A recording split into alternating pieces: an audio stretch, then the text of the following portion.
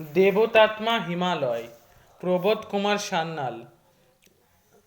ভোরে এলো আমার ড্রাইভার গাড়ি নিয়ে, ডাক্তার গৃহিণী ডাইনিং হলে প্রাতরাশ সেরে গাড়ি নিয়ে বেরিয়ে পড়া গেল। কালিম্পংয়ের উপর দিয়ে চলছে রেনক রোড তিব্বতের দিকে, কিন্তু এ পথে দুর্যোগ বেশি এবং দুঃসাধ্যও বটে।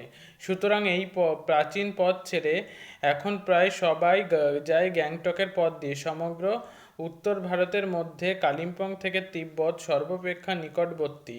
রেনক রোড গিয়েছে জেলাপলা গিরিসংকটে, তারপরে তিব্বত সীমানা। গ্যাংটক থেকে নাথুলা গিরিসংকট হলো মাত্র 26 মাইল। এখান থেকে জেলাপলা ঠিক ক মাইল আমার জানা নেই। এই পথ দিয়ে কিন্তু 3জন জগৎ প্রসিদ্ধ বাঙালি গিয়েছেন তিব্বতে। তাদের মধ্যে প্রধান হলো বাংলার চিরদিনের গর্ব, ঢাকা বিক্রমপুরের সন্তান অতীশ দীপঙ্কর শ্রীজ্ঞান। আজ থেকে 900 বছর আগে, বেশি আগে, ভারতের তদানীন্তন শ্রেষ্ঠ জ্ঞান ঋষি দীপঙ্কর তিব্বতে গিয়ে বৌদ্ধ ধর্মের নির্মূল স্বরূপকে প্রচার করেছিলেন। তিনি 13 বছর বয়সে বছর সেখানে বাস করেছিলেন এবং লাসার নিকটেই তার মৃত্যু ঘটে। গৌতম বুদ্ধের পর তিব্বতবাসীরা তার মূর্তিকে আজও বোধিসত্ত্ব নামে পুজো করে। দ্বিতীয় ব্যক্তি হলে আধুনিক ভারতের কুলুগু রাজা রামমোহন রায়। তিনি তিব্বত যাত্রা করেছিলেন, কিন্তু তার পূর্বিক ইতিবৃত্ত আমার জানা নেই। তৃতীয় যে ব্যক্তির প্রতি আমি অসীম শ্রদ্ধা পোষণ করি, তিনি ছদ্মবেশে গিয়েছিলেন তিব্বতে। তার নাম শরৎচন্দ্র দাস। তিনি গিয়েছিলেন 19 শতকের শেষ ভাগে। তার কাছে আধুনিক ভারতবর্ষে ঋণী, কেননা তারই ভ্রমণ বৃত্তান্ত শুনে একালে প্রথম আমরা তিব্বতের বিষয় জানতে পারি। বিংশ শতাব্দীর প্রথমে স্যার ফ্রান্সিস ইয়াং ব্যান্ড যখন তিব্বত জয় করতে যান, তখন শরৎ দাসের ভ্রমণ বৃত্তান্ত থেকেই তিনি সর্বাধিক সাহায্য লাভ করেছিলেন। এটি স্যার ফ্রান্সিসেরই স্বীকারোক্তি।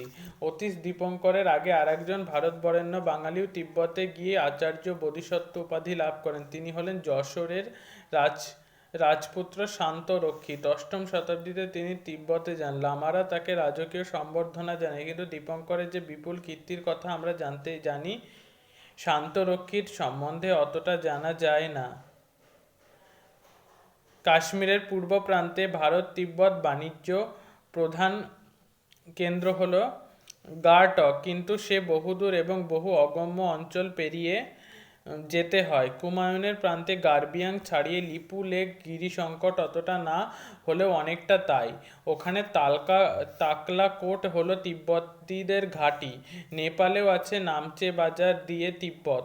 অন্যান্য পথও পাওয়া যায়, কিন্তু বাংলায় এই পথই সর্বশ্রেষ্ঠ। তিব্বত যে এত কাছে তা হয়তো অনেকেরই জানা নেই। বিমানে গেলে কলকাতা থেকে দিল্লি পৌঁছাতে লাগে 3.5 ঘন্টা। সেই গতিতে গেলে লাসা পৌঁছাতে ঘন্টা তিনেক।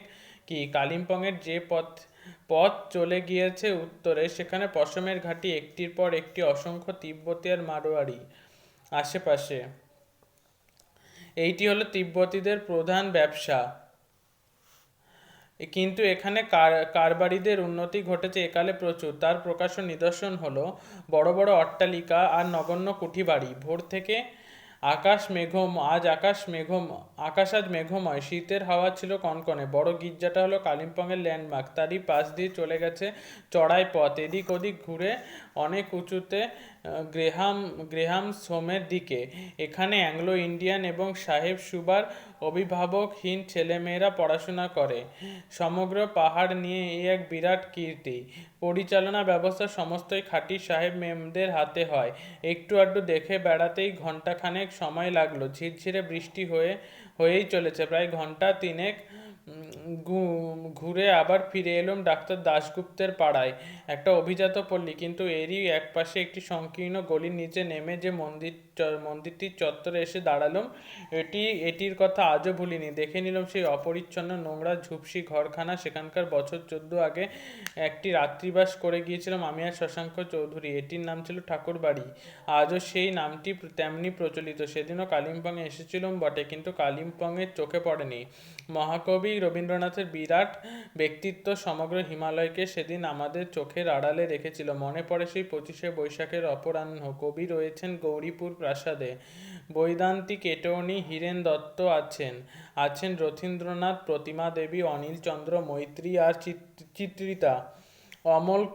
অমল হোমের কলম এবং রজনীগন্ধার গুচ্ছ কবির হাতে তুলে দিয়ে প্রণাম করলুম। আমার হাতে দিয়ে কয়েকখানি যুগান্তর পত্রিকা এবং রবীন্দ্র জয়ন্তী সংখ্যা।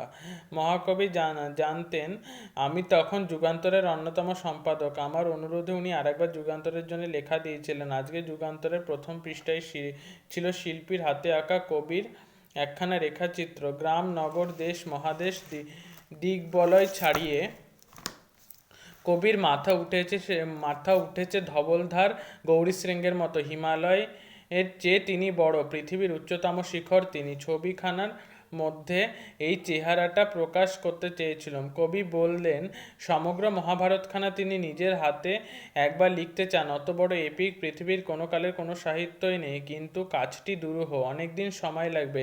হীরেন বাবুকে আনিয়েছি, ওর সাহায্য নেব। তাকে যখন জানালুম এখনকার এক ঠাকুর বাড়িতে এসে উঠেছি, তিনি বললেন এছাড়া ঠাকুর বাড়ি কোথায় হে? সৌম্য সুহাস কবির মুখখানিতে স্বাস্থ্যের রক্তিমহাবা প্রকাশ পাচ্ছে। বাইরের আলো এসে পড়েছে সেই সুন্দর শ্বেতস্ম শ্রুময় মুখে। নরম একখানা শাল এলাইতো দেহের উপর ছড়ানো। একখানা আরাম কেদারায় তিনি অর্ধ শয়ান।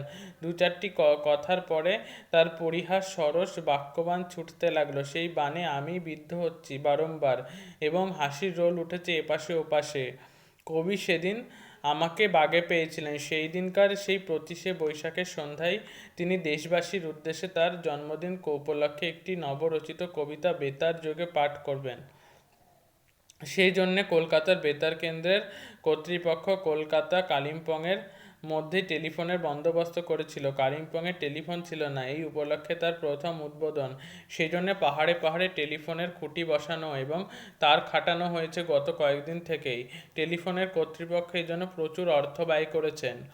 কবি তার ঘরের আসনে বসে টেলিফোনে কবিতা পাঠ করবেন এবং বেতার কর্তৃপক্ষ তার কণ্ঠস্বরটি ধরে নিয়ে সঙ্গে সঙ্গে ব্রডকাস্ট করবেন, এটাই ছিল ব্যবস্থা। কয়েকজন বেতার বিশেষজ্ঞ এসেছেন এখানে এই উপলক্ষে। তাদের মধ্যে স্বনাম খ্যাত নৃপেন্দ্র মজুমদার ছিলেন অন্যতম।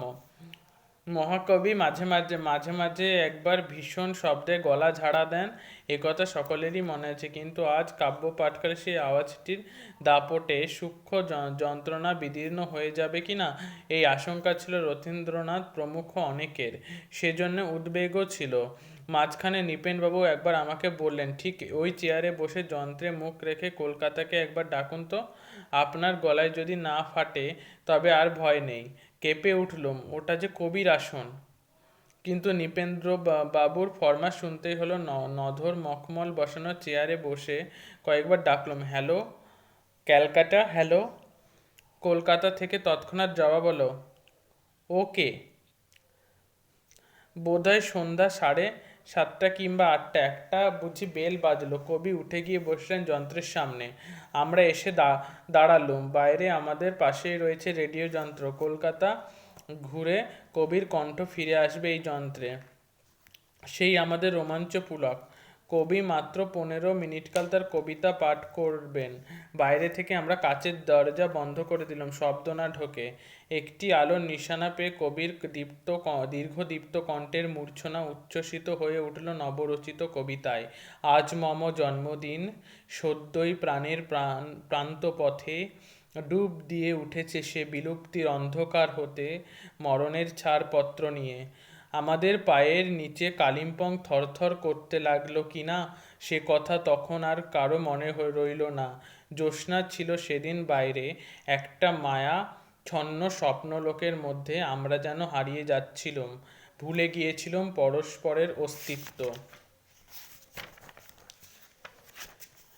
প্রবোধ কুমার সান্যাল, জন্ম 1905, প্রয়াত 1983, বিখ্যাত ঔপন্যাসিক, ভ্রমণ কাহিনী রচয়িতা, কল্লোল পত্রিকার অন্যতম লেখক। বিভিন্ন গ্রন্থের মধ্যে লিখেছেন চেনা ও জানা, নিশিপদ্ম, তুচ্ছ, ছোট গল্প সংকলন, প্রিয় বান্ধবী, নদ নদী, বনহংসী প্রভৃতি তার উপন্যাস। তার আত্মজীবনীর নাম বনস্পতির বৈঠক। দেবতাত্মা হিমালয়, প্রথম ও দ্বিতীয় খণ্ড তার ভ্রামণিক সত্তার একটি উজ্জ্বল পরিচয়। পাঠ্য অংশটি দেবতা আত্মা হিমালয়ের প্রথম খণ্ডের কালিম্পং অধ্যায় থেকে নেওয়া হয়েছে।